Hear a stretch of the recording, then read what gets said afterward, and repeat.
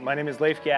I'm 35 years old. I've been climbing for 21 years at this point. I started in 1994 with my dad.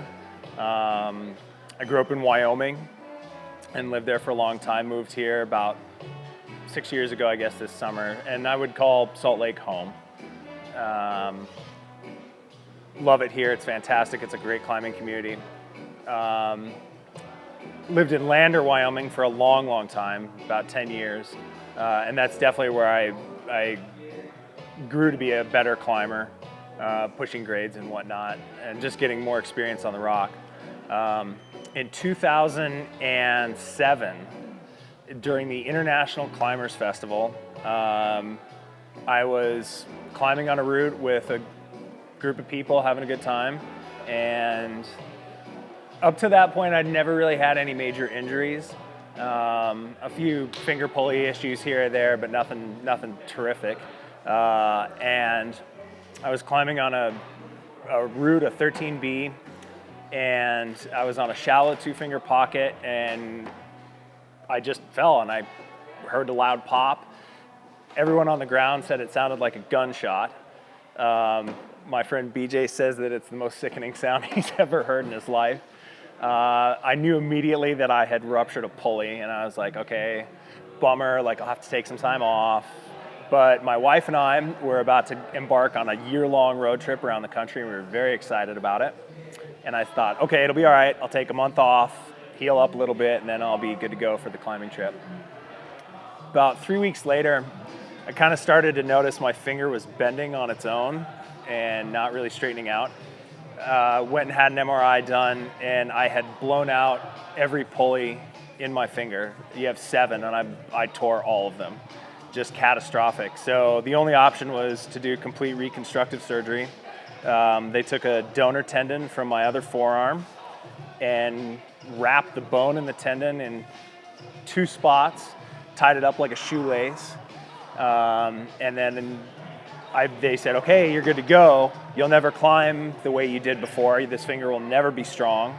You're gonna have to tape it every single day from now on to, like anytime you use it. And you have to take the next year off before you even start like getting back into any of this. And I was pretty depressed. I was pretty bummed out because I was feeling strong and feeling like I was at a good point in my climbing career. And I was making progress I was happy with. And I took the next year off, and I didn't grab anything for 6 months with my hand. And then I slowly started rehabilitating, therapy, lots and lots of therapy, which was very difficult because being a climber, I was always used to using my hands and being strong with my hands. And this was like, okay, you can squeeze 140 pounds of pressure in your left hand and 10 pounds in your right hand. And I was worried for a minute that I wouldn't get the strength back. However, shortly after, the doctor said, okay, like, we've done as much as we can do therapy-wise, like, go out and enjoy climbing. The first day out, I immediately realized, like, I'm not gonna let this hold me back. I am gonna continue to try and push through this.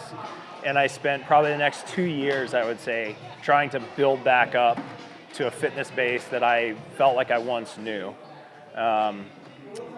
And yeah, so that was 8 years ago now at this point. And last year, I did my first confirmed 514. So if anything, at this point, my finger's bent, like permanently like this. I can close it, but I can't open it anymore. So it's been a learning process, and it's definitely something that it's pretty unique, and it has like definitely shaped how I climb. I can't hand jam with this hand, not because I don't know how, but because I physically can't flatten my hand out to stick it in cracks, which I tried to do this free variation of space shot a couple years ago. That was very tricky. The 513 section was fine. The 5.8 section was impossible. Like, just, I couldn't hand jam. So little things like that are kind of weird.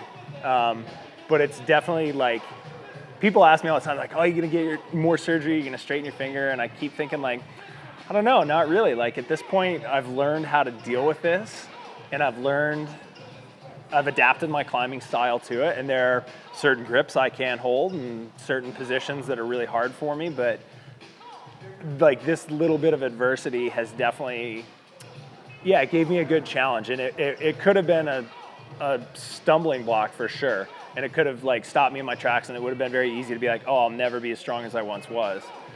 But like, yeah, just perseverance and really trying to stay with it. It's been one of the best injuries I've ever had.